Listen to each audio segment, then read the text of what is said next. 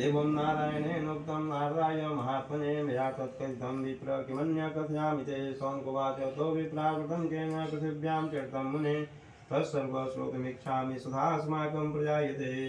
सूत जी बोले, हे शौनक, विष्णु भगवान ने जिस तरह कहा था और तुमसे मैंने कहा दूसरी बात जो पूछो।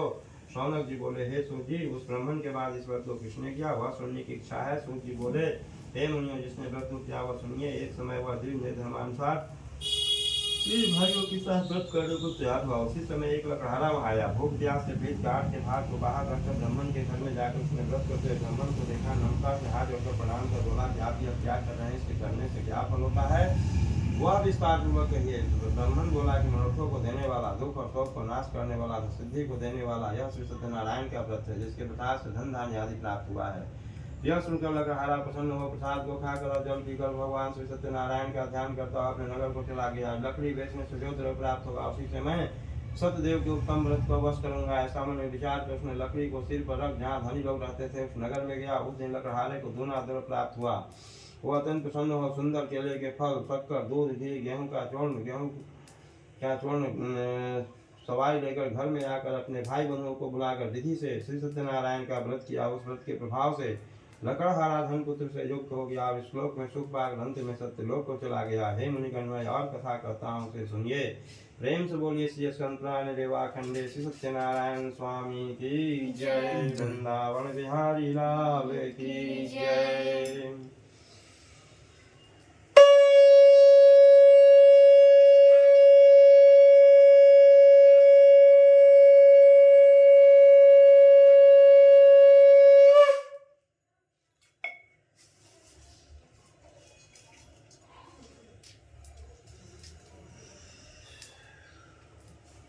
श्रीसूतोवाच आसीदुल्कामुखो नाम नृपतीनाम्बरः जितेन्द्रियः सत्यवादी च यौ देवालयं प्रति दिने दिने धनं दत्त्वा दृश्यन्त्योत्सुधि भारजातस्य प्रमुग्धा च सरोजवदना सती।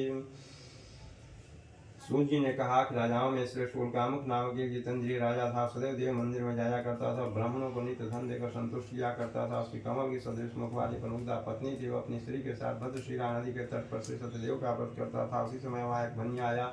वाणिज्य के लिए बहुत धन से परिपूर्ण वहाँ को नदी के तीर को लगाकर तट पर उतर गया। जब राजा को व्रत करता हुआ देख नम्रता से पूछने लगा तो राजा ने तो साधु बोला कि हे राजन, आप यह क्या करते हैं, हमसे भक्ति पूर्वक कहिए, सुनने की इच्छा है। राजा बोला, हे साधु, यद्यस्वी विष्णु भगवान का पूजन है जो अपने भाइयों के साथ पुत्रादि प्राप्ति की इच्छा से किया जाता है। तब बनिया नमस्कार कर बोला, हे राजन, इस व्रत को मुझसे कहिए, मैं भी करूंगा, कारण कि मेरे भी संतान नहीं है। इस व्रत से अवश्य होगी। वह व्रत की विधि जानकर अपने घर में आकर अपने संतान से स्त्री से संतान प्रद व्रत कहा। वे संकल्प किया कि मेरे घर संतान होगी तो मैं वह श्री सत्यनारायण का व्रत करूंगा। उसी समय थोड़े ही समय में उसकी स्त्री लीलावती आनंद से गर्भवती हो गई। उसने 10वें मास में निर्मल कन्या को उत्पन्न किया। जैसे शुक्ल पक्ष में चंद्रमा की ज्योति बढ़ती है, उसी तरह कन्या वृद्धि को प्राप्त हुई।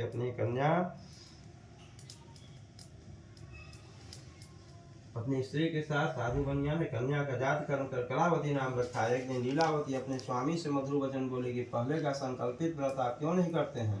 साधु बोला कि हे प्रिय, इसके विवाह के समय में इस व्रत को मैं अवश्य करूंगा। इस प्रकार स्त्री को समझाकर वह बाहर चला गया। इधर कलावती पिता के घर नित्य बढ़ने लगी। एक दिन धर्मज्ञ साधु बनिया ने सखियों के साथ खेलती हुई लड़की को विवाह के योग्य जमदूतों को बुलाकर कहा, विवाह के निर्मित कन्या के लिए योग्य वर खोज कर ले आओ। साधु की आज्ञा पाकर दूत कांचन नगर में गए। उस नगर से एक वनी पुत्र को लेकर साधु के पास आया। उसने सुंदर गुणयुक्त लड़के को देख जाति भाइयों के साथ प्रसन्नचित हो विधान पूर्वक अपनी कन्या का उस वनी पुत्र के साथ विवाह कर दिया। भाग्यवश विवाह के समय भी उस व्रत को साधु भूल गया। तब कुछ दिन बाद निज ग्रह में चतुर साहूकार व्यापार की इच्छा से अपने दामाद को लेकर समुद्र के निकट रत्नसारपुर नामक नगर में जाकर व्यापार करने लगा। उसी समय सत्यनारायण स्वामी ने साधु को प्रतिज्ञा से भ्रष्ट देख उसको श्राप दे दिया कि तेरे ऊपर बड़ा भारी दुख पड़ेगा। उसी दिन चोरों ने उसी समय सत्यनारायण स्वामी साधु को प्रतिज्ञा से भ्रष्ट देख उसको श्राप दे दिया कि तेरे ऊपर बड़ा भारी दुख पड़ेगा। उसी दिन चोरों ने राजा के धन को चुरा अपने पीछे देखते हुए साधु की दिशा को चले। दौड़ते हुए राजा के दूतों को आता देख डर कर धन को वहीं रखकर छिप गए। राजा के दूतों ने साधु के निकट आकर राजा के धन को देखा तो साधु को बांधकर आमंत्रित हो राजा के निकट ले जाकर बोले हे राजन, तो चोर लायन को देखकर आज्ञा दीजिए। राजा साधु को देखकर विचार से आज्ञा दे दिया। फिर तो को बांध कर दिखाने में बंद कर दिया।